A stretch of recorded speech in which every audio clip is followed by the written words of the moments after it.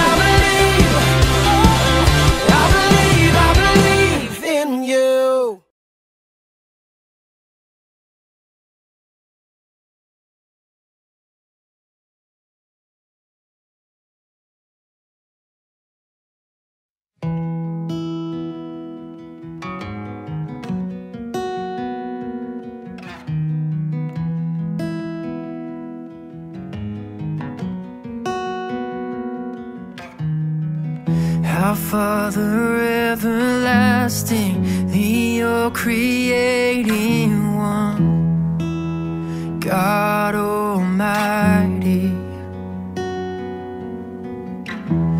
Through your Holy Spirit, conceiving Christ the Son, Jesus our Savior.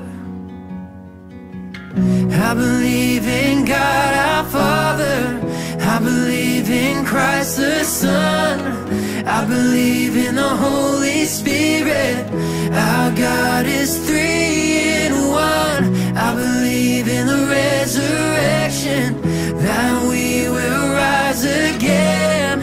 For I believe in the name of Jesus.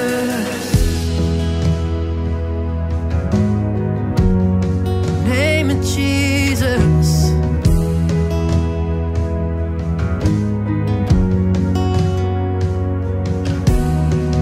Our judge and our defender suffered and crucified. Forgiveness is in you. Descended into darkness, you rose in glorious light.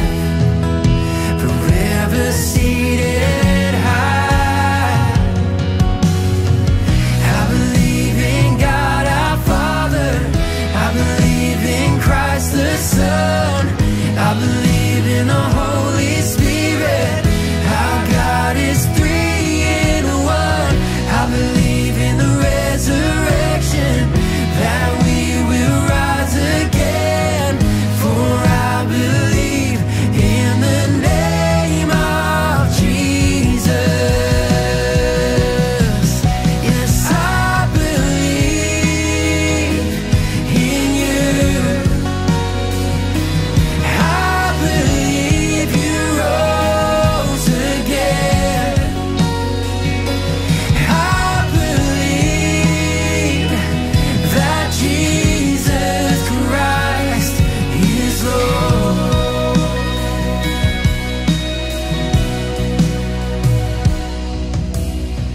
I believe in life eternal. I believe in the virgin birth. I believe in the saints' communion and in your holy church.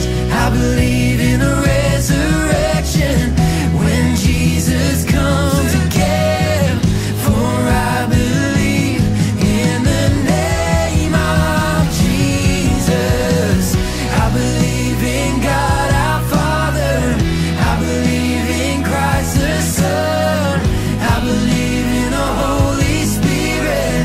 Our God is 3 in 1. I believe in the resurrection, that we will rise again. For I believe in the name of Jesus. Yes, I believe in the name of Jesus.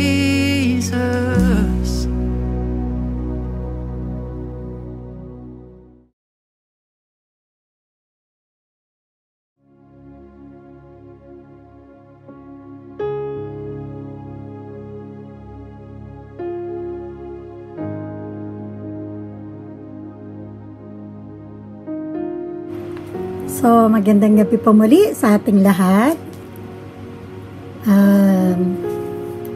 Purihin po ang Diyos sa ating kalagitnaan. Purihin po ang Diyos sa ating mga buhay. At nananampalataya po ako na kalooban ng Panginoon yung ating pag-aaralan ngayong gabi. So, tayo po muna ay manalangin. Panginoon namin Diyos sa makapangyarihan sa lahat, maraming pong salamat. Sa iyo po ang tunay na papuri, Panginoon. Niluluwalhati ka po namin, pinararangalan ka namin, O Diyos. Hayaan mo po sa gabing ito na ikaw lamang po ang tunay na malugod. At buksan mo po ang aming mga puso at isipan sa tunay na kahulugan ng aming pag-aaralan sa oras na ito. Maraming pong salamat. Sa iyo po ang papuri, ang pasasalamat at mataas na parangal sa pangalan po ni Jesus. Amen. Yan, magandang gabi pong muli sa inyong lahat.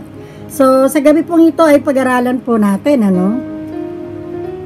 Pinagmagatan ko po itong simple or semplang. So, magbibilang tayo. Kuha na kayo ng inyong mga Bibles. Kumuha na rin kayo ng inyong mga ballpen at notebooks or papel at lapis. Dahil, lagyan nyo po sa kabila, semplang. Lagyan nyo sa right side, simple. Okay po? Yan, may konting kasiyahan. Magkakasayahan tayo ng konti, pero of course, magpo-focus po tayo talaga sa salita ng Diyos. Amen. Glory to God. Hallelujah.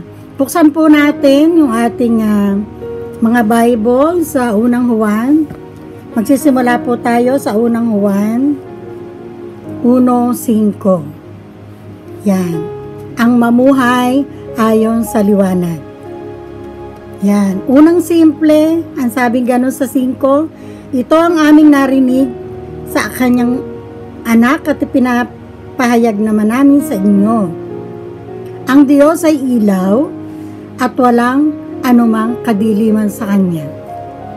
Simple, no po? Ang Diyos ang ilaw at walang anumang kadiliman sa Kanya. Okay, unang semplang. Kung sinasabi natin, tayo ay may pakikisa sa Kanya, ngunit namumuhay naman tayo sa kadiliman, nagsisinungaling tayo at hindi namumuhay ayon sa katotohanan. Okay, simple. Simple ulit. Sa 7, ngunit kung namumuhay tayo ayon sa liwanag, gaya ng pananatili niya sa liwanag, tayo'y nagkakaisa at ang lahat ng ating kasalanan ay nililinis ng dugo ni Jesus na kanyang anak. Amen? Base lang po tayo dito sa unang Juan. Sa 8, kung sinasabi natin tayo'y walang kasalanan, dinadaya natin ang ating sarili at wala sa atin ang katotohanan. Semplang yon. Amen? Isang simple uli. Subalit, kung ipinapahayag natin sa Diyos ang ating mga kasalanan, maaasahan natin patatawarin tayo ng Diyos sa mga ito. At anong bonus? Lilinisin tayo sa lahat ng ating mga kasalanan. Sapagkat Siya, ang ating Diyos, ay tapat at matuwid. Meron na naman semplang. Sa 10, kung sinasabi natin hindi tayo nagkakasala, ginagawa nating sinungaling ang Diyos at wala sa atin ang kanyang salita. Amen? Actually, ito pong mamuhay ayon sa liwanag. Simpleng-simple po yung pagbasa natin, pero kung ilalagay po natin sa ating mga puso, ilalagay po natin, bubuksan natin ang ating isipan, ang ganda-ganda po ng ating binasa. Amen? So, sige, tingnan po natin sa unang Juan 2:3. Yan. Unang simple. Nakakatiyak tayong nakikilala natin ang Diyos kung sinusunod natin ang kanyang mga utos. Sulat nyo lang po yung verse. Sa simple, isulat nyo yung mga verse ng simple. Yung semplang, isulat nyo dun sa hilera ng semplang. Amen? So, sa 3, nakakatiyak tayong nakikilala natin ang Diyos kung sinusunod natin ang kanyang mga utos. Simple yon. Ito, semplang. Sa 4, ang nagsasabing nakikilala ko siya, ngunit hindi naman sumusunod sa kanyang mga utos, ay sinungaling at wala sa kanya ang katotohanan. Amen? Amen. Glory to God. Sa 5, ngunit, simple ulito, ang tumutupad sa salita ng Diyos ay umiibig ng wagas sa Diyos. Sa ganito, malalaman natin na tayo'y talagang nasa Kanya. Doon po sa unang binasa natin, sa unang Juan 5, maliwanag ang sabi, no? Ang Diyos ay ilaw.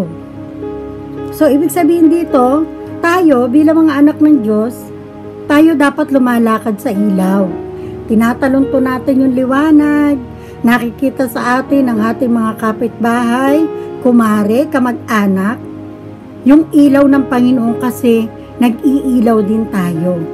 Nag-iiba tayo, nagniningning ka kapatid. Nag-iiba ka sa lahat. Diba? Sasabihin nila, dati ano yun na?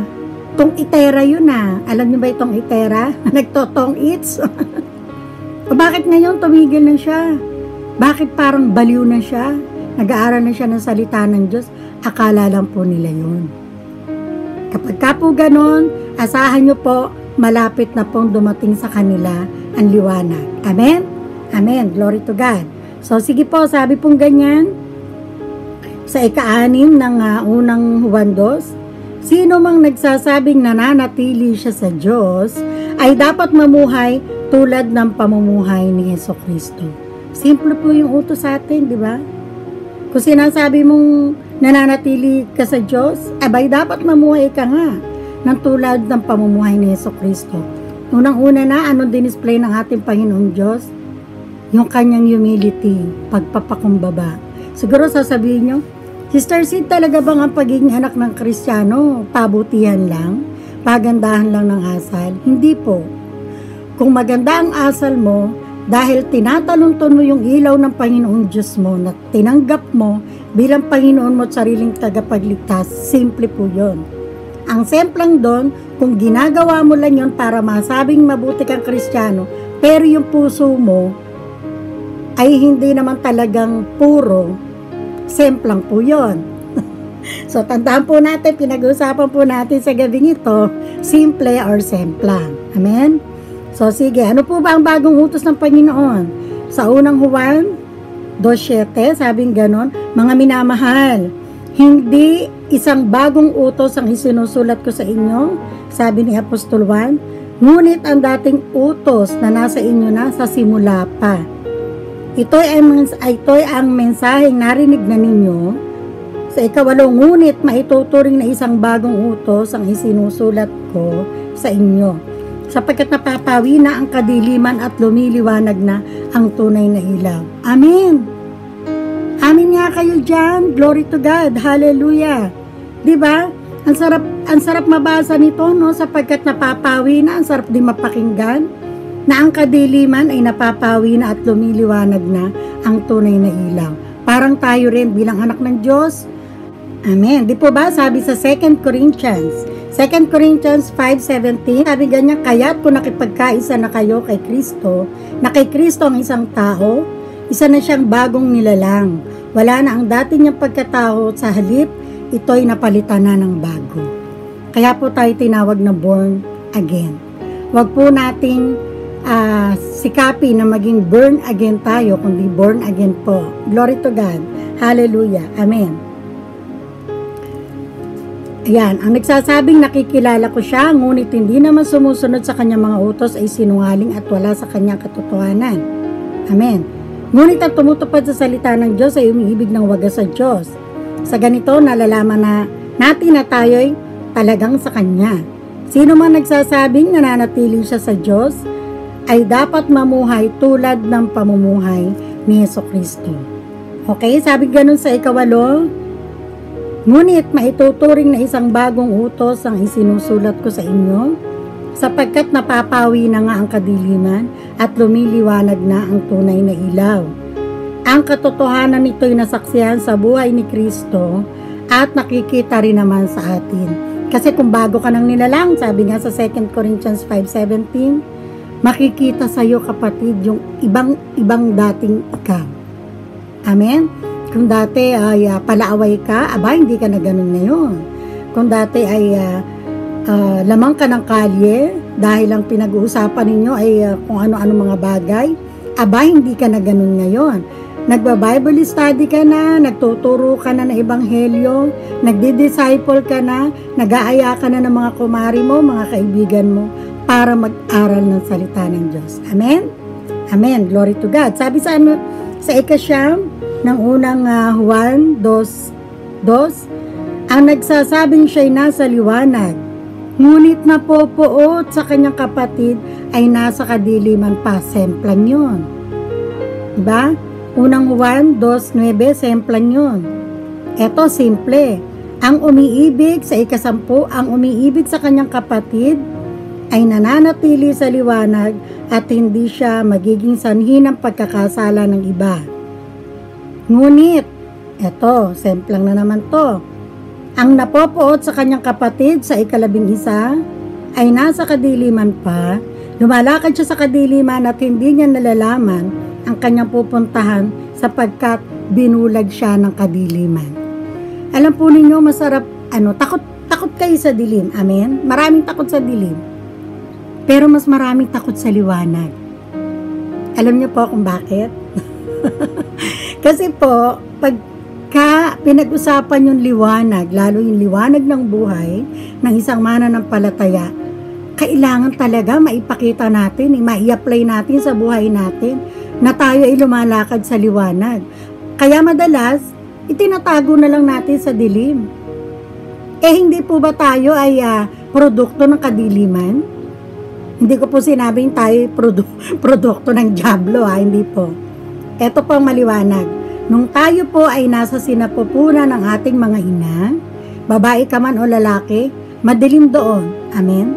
At tayo rin po nung nagbuntis, mga babae, nung ang mga anak natin ay nasa mga sinapupunan pa natin, madilim. Subalit, nung sila ay lumabas na, nung tayo ay lumabas na sa sanlibutang ito, may liwanag. Amen? Kasi pag baby pa tayo, mga wala pa tayong muwang. Kung tawagin, wala pa tayong alam, wala pa tayong muwang. Ang sabi na iba, kabiruan na iba, ayun, nung lumaki na tayo, ay, yan, kayo na nagsabi. Parang narinig ko yung mga sinabi nyo, Ano-ano kabaliktaran ng walang muwang? Ayan. Ayoko pong banggitin. Kasi hindi na po tayo ganon. Amen? Okay. Sabing ganon sa 15 ng unang Juan, huwag ninyong ibigin ng sanlibutan o ang mga bagay na nasa sanlibutan. Ang umiibig sa sanlibutan ay hindi umiibig sa Ama. Ang lahat ng nasa sanlibutan, ang masasamang nasa ng laman, ang nasa ng mga mata, at ang pagmamalaki sa mundong ito ay hindi nagmumula sa Ama kundi sa sanlibutan.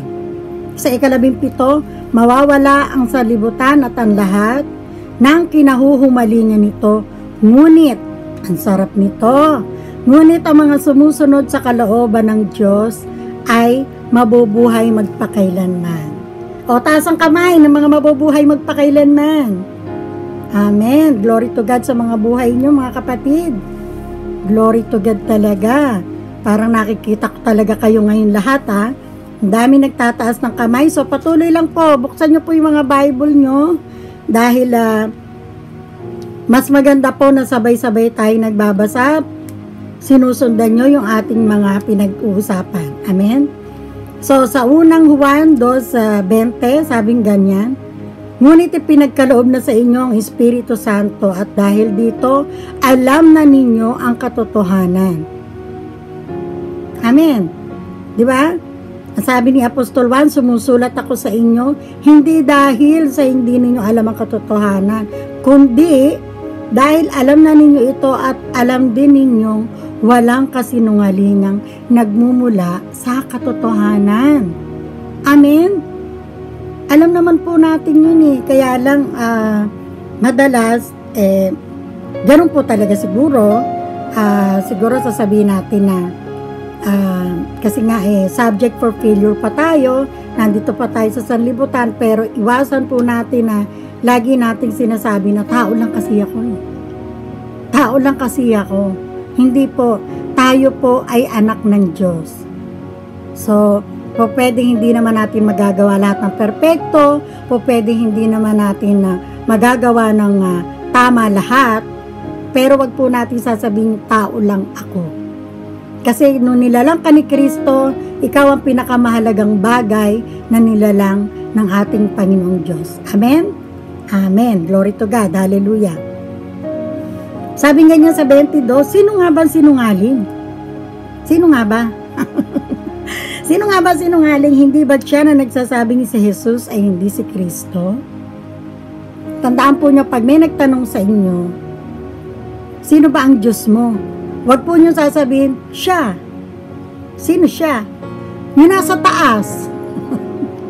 Yung nasa taas. Marami po nagagawa niya na, siya, yung nasa taas. Di mo ba siya kilala? Ang diablo man po kayang pumunta sa taas. Yung siya at yung nasa itaas, siguraduhin po natin, nababanggitin natin si Kristo, si Heso Kristo, ang Panginoong Diyos, ang Panginoong Diyos Ama, Diyos Anak, at Diyos Espiritu Santo. Amen? Iisa lang po sila. They are 3 in 1. Pero isa lang po ang ating Diyos. Amen. Alam po natin yan. Glory to God. Liwanagin po natin yan lagi sa ating mga nakakausap. Ang semplang po yung 23. Ang di kumikilala sa anak ay di rin kumikilala sa ama. Kapag kinilala nino man ang anak, kinikilala rin niya ang ama. Yan. Sa 24, ito po yung simple. Pakaingatan ninyo sa inyong puso ang narinig ninyo sa simula pa. Kung gagawin ninyo ito, mananatili kayo sa anak at sa ama. At ito naman ang ipinangako sa atin ni Kristo. Ano daw po yon? Basahin niyo po. Ang buhay na walang hanggan. Amen? So, sige. Sino pa talaga mga anak ng Diyos dyan? Taas ang kamay. Mga anak ng Diyos, sigaw kayo ng hallelujah. Amen. Amen. Ang sabing ganyan sa pangalawa ng unang 1:3-2, mga minamahal, anak na tayo ng Diyos ngayon. Ngunit hindi pa nahahayag ang magiging kalagayan natin.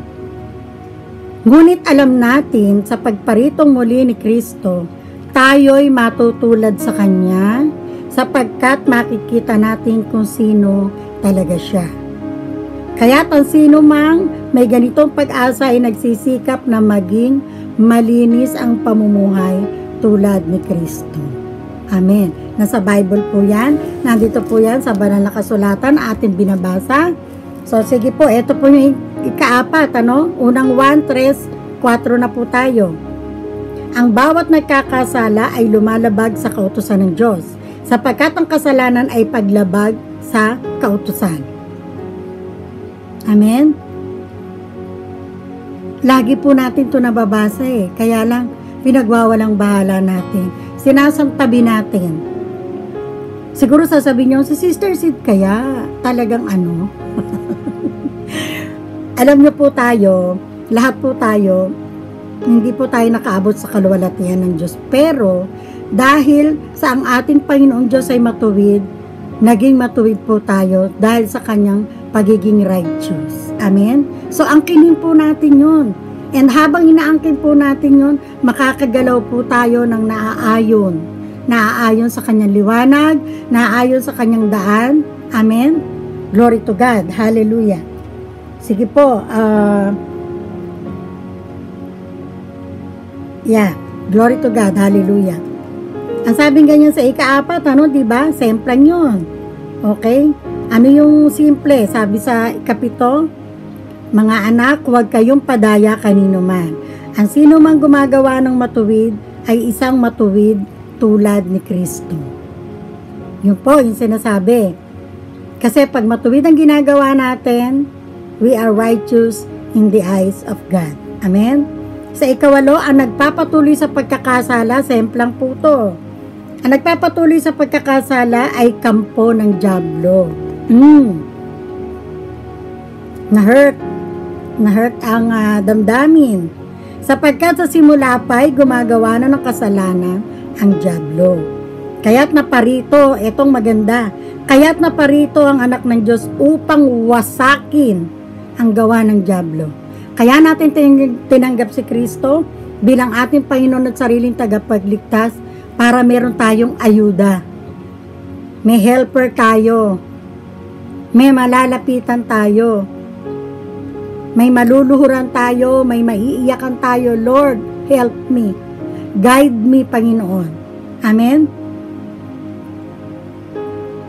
Amen. So, eto, sa ika-9, simple to. Ang tinanggap ng Diyos bilang anak niya ay hindi nagpapatuloy sa pagkakasala sapagkat nananatiling sa Kanya ang buhay na galing sa Diyos. Yan kakapatid. Yan kay. Diba? Amen. At dahil ang Diyos ay ama niya, hindi siya maaaring magpatuloy sa pagkakasala. Dito natin makikilala kung sino ang mga anak ng Diyos at kung sino ang mga anak ng dyablo. Ito semplang. Ang sino mang hindi gumagawa ng matuwid, nakakasunod po ba kayo? Nasa ika-9 na po tayo ika-9 na po tayo na verse ng unang 1:3. Ang sino mang hindi gumagawa ng matuwid at hindi umiibig sa kanyang kapatid ay hindi anak ng Diyos. Sino ba'y kapatid nyo? Kapatid nyo lang ba sa dugo? Yung mga kapatid po natin sa pananampalataya. Minsan naliligaw tayo dyan eh. Minsan pag nakagawa si kapatid ng medyo below the belt or medyo sa tingin natin na hindi maganda sa paningin natin, nako, yung matang to. Mata talaga, no? Ang ating mata, dapat ito yung maging ilaw para sa paggawa ng mabuti, but most of the time sa ating mata talaga, nagdudulo talaga ng kasalanan. Kaya ingatan po natin. Amen? Kapag ang kapatid mo, nakitaan mo na hindi maganda, pag-pray mo. Or better yet, i-rebuke mo with love. Kapatid, akbayan mo. Mukha yatang darling, para yatang sablay. Semplang yata yung ginagawa pag-usapan natin kapatid at idulog natin sa Panginoon. Amen? Yan. Ano ba ang sabi ng Panginoon? Diba? Ito yung utos magmahalan daw tayo. Ang sabi ni Apostol Juan sa 11, ito ang mensaheng narinig na ninyo sa simula pa. Magmahalan tayo. Let us love one another. Sabi, diba? We must love one another. Yan, malinaw po we must love one another. Huwag tayong tumulad kay Cain. So, kilala po natin si Cain, yung pumatay sa kanyang kapatid na si Abel. Excuse po. Syaitan po ng dyablo, pinatay niya ang kanyang kapatid. Bakit? Sapagkat masama ang kanyang mga gawa. Yung si Cain po yun, masama ang gawa ni Cain. Ngunit matuwid ang mga gawa ng kanyang kapatid. Si Abel po yun. Amen? So, sige, punta po tayo sa 13. Kaya't mga kapatid, huwag kayong magtaka kung kinapopuotan kayo ng sanlibutan. Sa 14, nalalaman natin, lumipat na tayo sa buhay mula sa kamatayan, di ba? Lalo na yung mga baptized na dito. Sino na po dito yung mga na-water baptized na yung sinisimbolo ng inyong paglubog at muling pag-ahon ay isa ng bagong buhay. Magmula sa kamatayang kapatid, ikaw ay muling nabuhay. Amen? Glory to God. Hallelujah. Sabi ganyan, lumipat na tayo sa buhay mula sa kamatayan. Bakit daw po? Sapagkat iniibig natin ang kapatiran. Ang hindi umiibig ay nananatili sa kamatayan. So yun po, once na tayo ay na-born again sinilang na tayo sa katotohanan, magmula sa kamatayan patungo sa buhay, huwag tayong mamimili. Gaano man nakakainis sa kapatid, gaano man napakalaki ng kasalanan sa iyo ni kapatid, mahalin mo siya. Diba? Hindi natin alam kung bakit inutos ng Panginoon yun, pero yun po kasi ang dapat Diba yun na nga lang yung nagdadalawang natira niyang mahalagang utos, magbuko doon, magmula doon sa 10 utos na binigay kay Lolo Moses, diba? 2 na lang ang natira. Love your God with all your heart, with all your mind, and with all your soul. Ang sabi, hindi, with all. With all your heart, with all your mind, and with all your soul, with all your strength. Anong pangalawa? Love your neighbor as you love yourself. Let us love our neighbor as we love our God. Amen? Glory to God. Hallelujah. So, ayun. Amen. Glory to God. So, sabi nga ganyan, ang mamamaang hindi umiibig ay nananatili sa kamatayan. So, kung ikaw ay nabuhay na maguli, iba ka na kapatid, buhay ka na, wala ka na sa dating ikaw. Sabi sa 15, mamamatay tao, semplang to, mamamatay tao ang napopuot sa kanyang kapatid. At nalalaman ninyong ang buhay na walang hanggan ay wala sa mamamatay tao. Dito natin nakikilala ang tunay na pag-ibig. Inialay ni Kristo, di ba? Tandaan nyo yung krus ng Kalbaryo doon sa bundok ng Golgota, di ba? Inalay ni Kristo ang kanyang buhay para sa atin. Kaya't dapat din nating ialay ang ating buhay para sa kapatiran. Siguro sasabihin natin, ano ba naman yan? Kapatiran ko lang yan eh. Yung kapatid ko nga, hindi ko pinautang eh. Maling pananaw po yon ng isang Kristiyano. Maling pananaw po yon ng isang nakay Kristo na. Amen? Hindi po natin kailangan magbait-baitan, magsanto-santuhan, magbanal-banalan, kundi ang sabi, lahat tayo, saints. So, kung kiniklaim mo kapatid na ikaw ay isa ng saints, ikaw ay isa ng banal na anak ng Diyos, lumakad po tayo, taluntunin natin yung kapakumbabaan ng Diyos, taluntunin natin yung kagandahan loob ng Diyos, taluntunin natin yung ilaw ng Panginoong Diyos dahil makakaasa tayo. We will never walk in darkness. Amen? So, yan. Sige, meron lang po akong yan. Sabing ganyan, glory to God, hallelujah.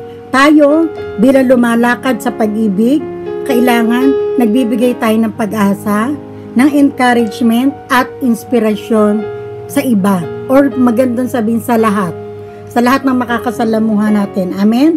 Sabi nga ganyan sa John 1:5, di ba? Binasa natin kanina. The light shines in the darkness and the darkness has not overcome it. Sino po ba yung light? Ang ating Panginoong Diyos na Ama, ang ating Panginoong Diyos anak na si Kristo. Amen?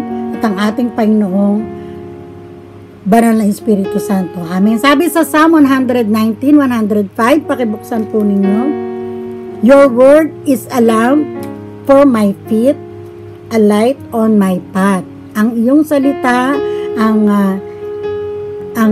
kalakasan ng aking paa, at ang liwanag ng aking daraanan. Amen? Tatandaan po natin yan. Sa Matthew 4:16, sige po, buksan nyo po. Sabing ganyan or lista nyo po muna. Matthew 4:16, the people living in darkness have seen a great light. Sipin po niyo na, the people living in darkness have seen a great light. On those living in the land of the shadow of death, a light has dawned. Diba? Kung ikaw ay nasa kadiliman, makikita mo ang liwanag. Makikita mo rin ang liwanag, kapatid. Sasabihin mo yan doon sa makakilala mo na parang nawawala na ng pag-asa, lalo ngayon, narito pa rin tayo sa gitna ng pandemya. Bibigyan nyo sila ng lakas ng loob. Maghanap kayo ng salita ng Diyos na bibigay sa kanila ng pag-asa, ng encouragement, para po hindi sila sumuko sa buhay na to. Amen? Ang sabi doon sa John 8:12, di ba? When Jesus spoke again to the people, He said, I am, sabi ng Panginoon Diyos, I am the light of the world. Whoever follows me will never walk in darkness. Ang sino man sumusunod sa akin ay hindi na lalakad sa kadiliman, but will have the light of life. Kundi magkakaroon ng kaliwanagan sa kanyang buhay. Di ba kapatid, nung tinanggap mo si Kristo sa buhay mo, biglang nagliwanag ang mundo mo, ang buhay mo. Ano mang klaseng problema meron ka, alam mo meron kang Diyos ng pag-asa at merong pangako ang Panginoong Diyos sa iyo. Kung ikaw ay sasampalataya lamang, malinaw po yan, magkakaroon ka ng buhay na walang hanggan. Hindi lang po yun ang ating hinihintay, although yun talaga yung ating inaasahan, na sa muling pagbabalik na ating Panginoong Diyos, magkakaroon tayo ng buhay na walang hanggan. Kapiling niya. Amen? Sabi po sa Genesis 1:4, diba? God saw that the light was good, and He separated the light from the darkness. Hiniwalay niya yung liwanag sa kadiliman. Sa Genesis 1:4, pero sabi niya, God saw that the light was good. Mabuti ang liwanag.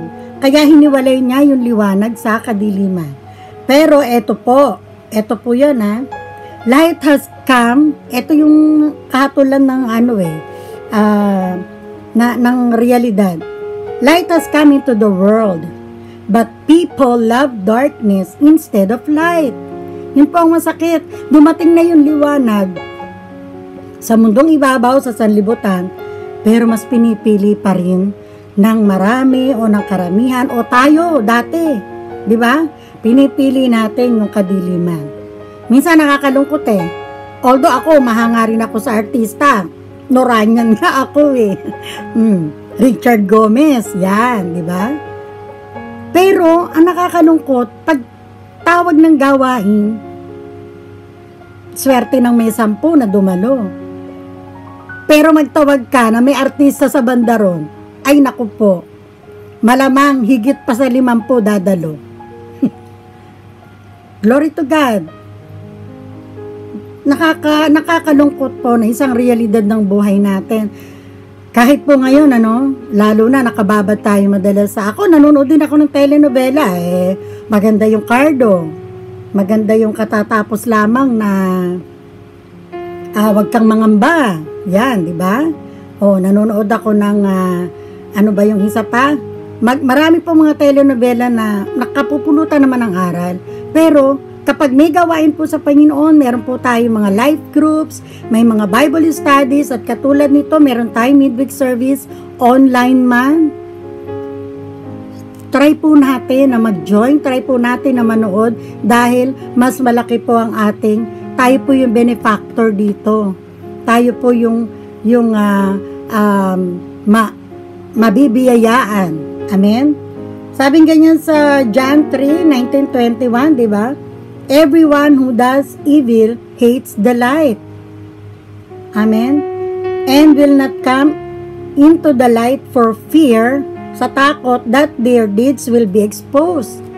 Yung katotohanang minsang masakit, But, eto simple, whoever lives by the truth comes into the light, so that it may be seen plainly that what they have done has been done in the sight of God. Amen? Alam po ninyo, ang ating Panginoong Diyos ay tunay na Diyos na mahabagin, Diyos na ng biyaya, Diyos ng kahabagan, Diyos ng pagpapala, at Diyos ng kapatawaran. Amen? Sabi sa Psalm 27:1, The Lord is my light. Maganda to, dali natin to sa ating pang-araw-araw, The Lord is my light and my salvation, whom shall I fear? Sino katatakutan ko? The Lord is the stronghold of my life, of whom shall I be afraid? Wala ka pong dapat ikatakot. Kung ikaw man kapatid, sa ngayon nakakaranas ka pa ng kadiliman, punta ka dun sa liwanag. Buksan mo yung Bible mo, buksan mo yung salita ng Diyos, at maniwala ka, sumampalataya ka, ibibigay ng Panginoon Diyos yung katanungan mo sa kadiliman na yan. Amen? Amen. Sabing ganyan, di ba? Your eye, yung ating mata, is the lamp of our body. Yan daw po yung lampara ng ating mga katawan. Kapag ang mga mata natin ay malusog, ang ating buong katawan ay malusog din. Will also full of light. Amen? Pero pag hindi malusog, but when they are unhealthy, your body also is full of darkness. Bakit? Kasi yung mata mo, nakita mo si kapatid, may nagawang mali sa pagkakaunawa mo, mali yung ginawa niya, natisod ka na. Sino pong nawalan doon? Ikaw, kapatid. Kasi natisod ka. Ayaw mo nang sumamba, ayoko nang matin ng Bible study. Nandyan yan, dadalo yan. Dahil may nakita ka lang na mali. Hindi ba't mas masarap kung bigyan mo siya ng encouragement, tawagan mo siya, or kausapin mo siya? Darling, kapatid, ako'y malapit nang matisod sa'yo, hindi ba pwedeng, ano ba yan? Ano ba tong nangyayaring to? Di ba dapat tayo ay lumalakad sa liwanag? Yan ang kapatid, yan ang nagmamahal. Amen? Sabing ganyan, see to it, then, that the light within you is not darkness. Dapat yung light na nandito sa puso natin, yung nakatira dito, si Jesus. Diba? It's not darkness. Hindi kadiliman yan. Therefore, if your whole body is full of light, kung talagang nagliliwanag ang yung buong katawan, and no part of it dark at walang madilim dyan, it will be just as full of light as when a lamp shines its light on you. Lista nyo po yan, nasa Lucas 11:33 hanggang 36. Amen?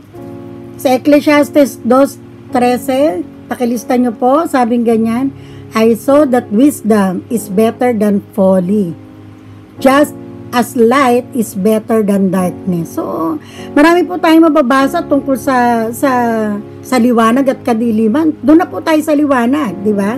Ito yung liwanag, syempre dapat nasa right. Normal na po yan, nasa right.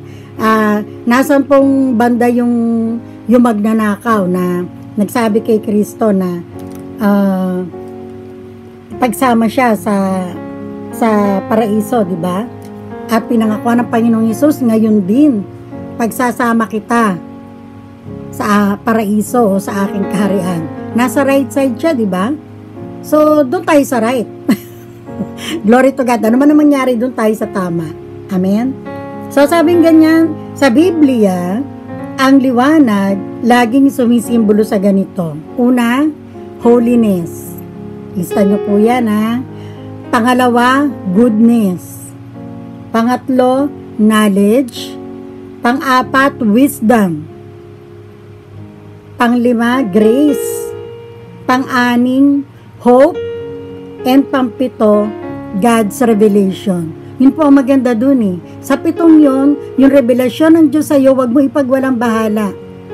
Pag sinabi sa'yo, inutos sa'yo by conviction, kapatid, patawarin mo siya. Kilos agad. Kilos agad. Huwag ka magdalawang isip kasi tandaan mo pag ginawa mo yon, wala kang ginagawang mali. Amen?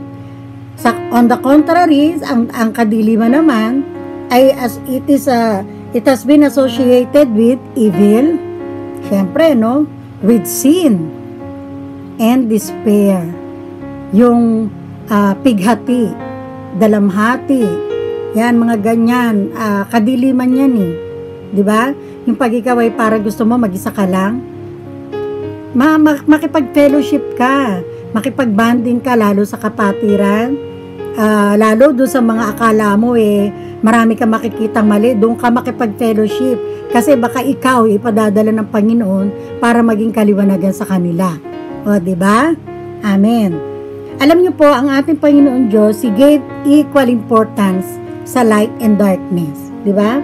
Pareho niya yan binigyan ng kahalagahan at katanyagan, katulad ng ating buhay bilang isang tao.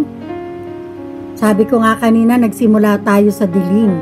Na-develop tayo sa sinapupunan, pero nandun tayo sa kadiliman. Amen? Pero madilim man doon, nung tayo ay lumabas sa sanlibutan, sa liwanag, di ba? Ang sarap ng pakiramdam ng ating ina. Katulad din ng pagkasilang ni Virgin Mary, although siya ay isinilang by the power of the Holy Spirit, ay sumambulat ang liwanag sa buong mundo. Na dapat sana, sa bawat nakakita pa lang, ay nandun na yung na-develop na rin yung liwanag sa buhay nila. But then, noong panahon ni Jesus, nung siya ay sinilang, mas marami yung nagalit, mas marami yung nagpapatay, di ba? It's another story, maybe sa susunod po, ano? Glory to God. Ang sabi ganun, para maging liwanag ka, means in times of darkness, dapat mag-o-offer ka pa rin ng pag-asa. Mag-o-offer ka pa rin ng encouragement, ng kindness, ng compassion. Amen? Kapag ka merong nag-i-struggle, mag-offer ka ng tulong. Di ba? Para mapanumbalik mo yung shine, yung ningning, yung glow. Amen? To see the good and the beautiful, it is in this truth ng ating Diyos ang liwanag. Amen? Okay. So, yun lamang po sa gabing ito at nawa pa mga kapatid ay nakita natin yung simple at semplang sa ating buhay Kristiyano. Amen. So, tingnan po natin yung tagumpay na dinudulot ng sanlibutan. Kung napagtagumpayan nga ba natin ito. Tingnan po natin sa unang Juan 5. Sabing ganyan, unang simple. Kung tayo'y sumasampalataya na si Jesus, ang siyang Kristo, tayo'y mga anak ng Diyos. At ang sino mang umiibig sa Ama, ay umiibig din sa anak.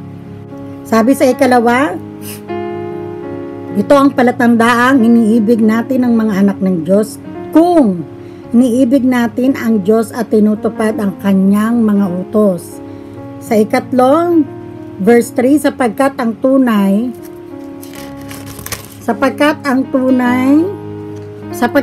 na umiibig sa Diyos ang tumutupad sa kanyang mga utos. Hindi naman mahirap sundin, sabing ganyan ang kanyang mga utos. Sabi sa ikaapat, sapagkat napagtagumpayan na ng mga anak ng Diyos ang sanlibutan at nagtatagumpay tayo sa pamamagitan ng pananampalataya. Sa ikalima, sino ang nagtatagumpay laban sa sanlibutan? Yung din ang sagot to. Sige po, basahin nyo sa verse 5. Sino ang nagtatagumpay laban sa sanlibutan? Sige, sabay-sabay po tayo. Ang sino mang sumasampalataya na si Jesus ang anak ng Diyos. Yan. So sabihin mo po, kung may katabi ka dyan, o sabihin mo sa sarili, ako ay mananagumpay. Sigaw mo yan. Huwag ka lang katukin ng kapitbahay mo. Ako ay mananagumpay dahil ang aking Diyos ay Diyos ng tagumpay. Siya ay Diyos na mananagumpay. Diba? Amen. Glory to God. Sige po, tayo po ay manalangin. Tandaan po niyo yan, ha? Yung simple at semplang sa buhay ng isang Kristiyano sa unang Juan 5.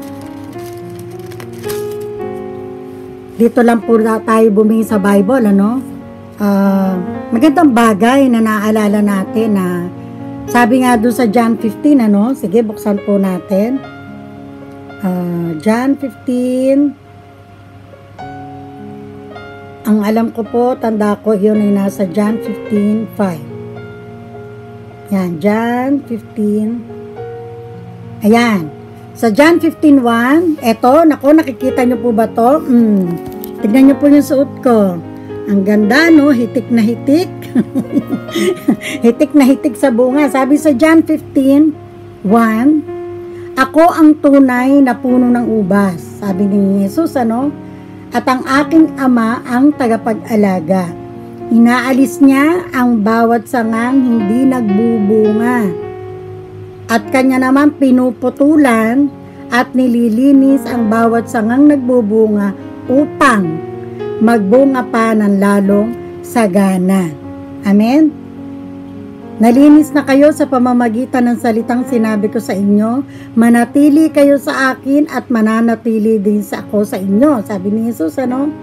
Hindi magbubunga ang sangang hindi nananatili sa puno. Si Kristo ang puno natin. Oh, nakikita nyo po ba to? Yan. Ang puno niyan, ng ubas na yan, si Kristo. Amen? Gayon din naman, hindi kayo magbubunga kung hindi kayo mananatili sa akin. Sa ikalima, yung sinasabi ko kanina, ako, sabi ni Jesus, ang puno ng ubas at kayo ang mga sanga. Amen? Ang nananatili sa akin at ako sa kanya ang magbubunga ng sagana. Sagana, sa isa kong turo no nakaraan, sagana, sabi ko, hitik. Hitik na hitik sa bunga, kapatid. Pag ikaw ay talagang namunga ng sagana, naku, marami kang magiging bunga. At yung bunga na yun, magkakaapo pa ng mga bunga rin. Amen? Glory to God. Sapagkat wala kayong magagawa, sabi ni Jesus, kung kayo'y hiwalay sa akin. Ang hindi nananatili sa akin, gaya ng sanga, ay itinatapon at natutuyo. Kaya kung minsan nakakaranas tayo ng dryness, kasi nga hindi tayo nananatili. Kumapit tayo doon sa puno, dumikit tayo doon, manatili tayo doon, hayaan ninyo na didiligan tayo lagi. Amen? Ang ganoong mga sanga ay tinitipon, inihahagis sa apoy at nasusunog, di ba? Pag nagwawalis tayo sa bakuran, lahat ng nalalaglag, lahat ng tuyo, diyan ka sa basurahan. Maya-maya, ito na yung posporo, sisindihan mo na. Ganon din ang mangyayari sa mga anak ng Diyos kapag tayo ay hiwalay sa ating Panginoong Diyos. Amen? Kung nananatili kayo sa akin at nananatili sa inyo ang aking mga, sabi, salita, hingin ninyo ang anumang nais ninyo at matutupad iyon para sa inyo. Amen. Glory to God. So, basta na lamang ba ganon? Babasahin natin yung salita niya? Hindi po, ibig sabihin, binabasa mo, i-apply mo. Binabasa mo, ipamuhay mo. Binabasa mo, lakaran mo. Amen? Glory to God. Hallelujah. Sige po, palakpakan po natin ating Panginoon Diyos. Amen. Sige po, tayo po ay manalangin. Panginoon namin Diyos sa makapangyarihan sa oras na ito. Marami pong salamat sa mga nabatid namin. Bagamat Panginoon, ito ay napapasadahan namin na pagbabasa, napapasadahan ng aming mga pandinig. Whenever Panginoon, ito ay naipipreach o naituturo ng kung sino man na nabibigyan ng authority para magturo. Subalit Panginoon, kung hindi namin muling iisa-isahin, hindi po namin mauunawaan ng nasan ba yung simple at semplang sa buhay namin. Okay ba kami o sablay, Panginoon? Tulungan mo nga po ang bawat isa, Panginoon, sa oras na ito, na kami ay patuloy na kumapit sa iyo, dahil alam namin na kung kami ay nakadikit sa iyong puno, kung kami ay nananatili doon, ikaw po ang tunay na nagdidilig. At kung may ugat kami, kung nakaugat kami sa iyo, Panginoon, hindi po namin nanaisin na kami ay nasa kadiliman. Marami pong salamat, Panginoon, sa oras na ito. Hindi ko man po alam ang suliranin ng kahit sino na nanonood ngayon, nakikinig ngayon, Panginoon. Idinedeklara ko po ang kagalingan sa sino mang may sakit. Idinedeklara ko, Panginoon, ang kalayaan, Panginoon, sa kahirapan. Idinedeklara ko, Panginoon, ang kalayaan sa mga utang. Idinedeklara ko, Panginoon, ang kalayaan sa lahat ng mga pagkakatali nila sa buhay na nagdudulot, Panginoon, upang sila ay hindi lumago bilang isang Kristiyano. At pinawawalan ko, Panginoon, ang tunay na pagpapala na nagmumula sa iyo, ang tunay na pagpapala ng kagalingan, pagpapala ng katagumpayan, pagpapala ng kasaganaan, pagpapala, Panginoon, ng mabuting mga dila, Panginoon, na magagamit, Panginoon, upang maghayag din ang iyong salita, mag-ibanghelyo, humayo, Panginoon, upang tunay na kami ay makaganap sa iyong dakilang layunin, sa iyong Great Commission, Panginoon. Marami pong salamat. Patuloy ka po naming dadakilain sa bawat oras ng aming buhay. Sa iyo po ang tunay na papuri, sa pangalan po ni Jesus. Amen and Amen. Amen. Glory to God. Hallelujah. Kita po tayong muli.